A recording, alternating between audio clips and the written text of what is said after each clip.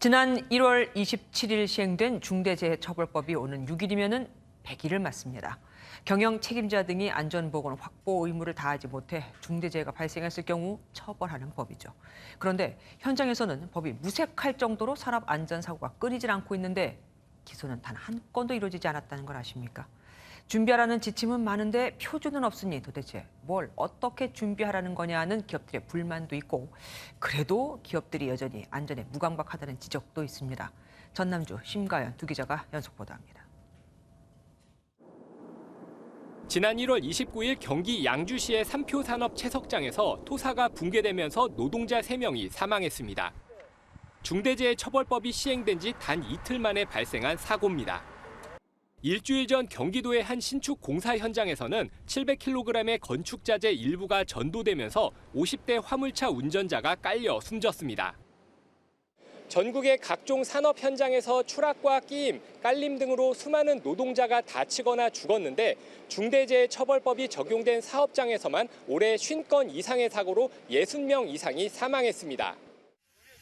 특히 법 적용을 받지 않는 50인 미만 사업장이 전체 사고의 60%에 육박해 이들까지 합산하면 산재 사고 사망자는 152명에 달합니다. 갑작스런 산재 사고는 유가족에게도 깊은 고통을 남깁니다. 지난 2019년 공사 현장에서 추락 사고로 사망한 고 정순규 씨의 유가족은 원청업체인 경동건설과 기나긴 법정 싸움을 이어가고 있습니다. 고 정순규는 술 먹고 추락한 거다.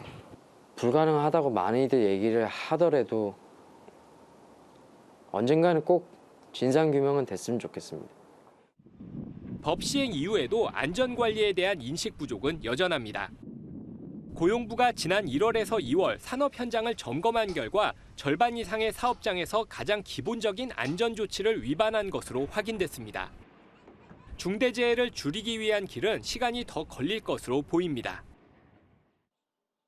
법 시행 이후 올해 발생한 50여 건의 산재 사고 중 기소 의견으로 검찰에 송치된 건 지난 2월 사고가 발생한 두성산업 단 한 곳뿐. 실제 기소로 이어진 건 아직 한 건도 없습니다. 채석장 매몰 사고 4달째인 1호 기업 삼표산업 책임자 3명의 구속은 기각됐고 증거인멸을 지휘한 대표의 처벌도 아직입니다. 경영 책임자에게 1년 이상 징역도 가능하도록 법이 강화됐지만 선례가 없어 결정에 어려움을 겪을 것이라는 분석입니다. 기소를 했으면 처벌해달라는 건데 이제는 처벌이 될 확신이 별로 없다고 봐야 됩니다. 자기 책임이 아닌데 자기가 다 벌을 받아야 되는 거 최종적으로 가가지고요. 위헌 소지가 있어요. 이런 가운데 인수위가 국정과제에서 관계법령을 손보겠다고 밝히면서 또 한 번 빨간불이 켜졌습니다. 책임 범위가 과도하게 넓고 불명확하다는 경영계의 우려를 반영한 건데 노동계는 섣부른 조치라고 입을 모읍니다.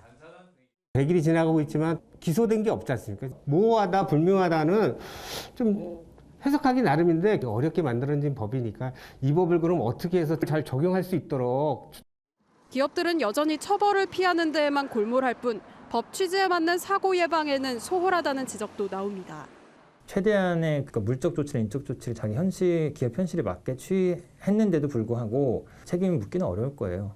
근데 솔직히 그런 경우 못 봤습니다. 보통의 경우는 10가지 조치가 필요하면은 5개는커녕 1개도 제대로 안 돼 있기 때문에 단순한 처벌 강화를 넘어 안전한 일터를 만들기 위한 노사 간의 공감대 형성과 시스템 마련이 시급합니다.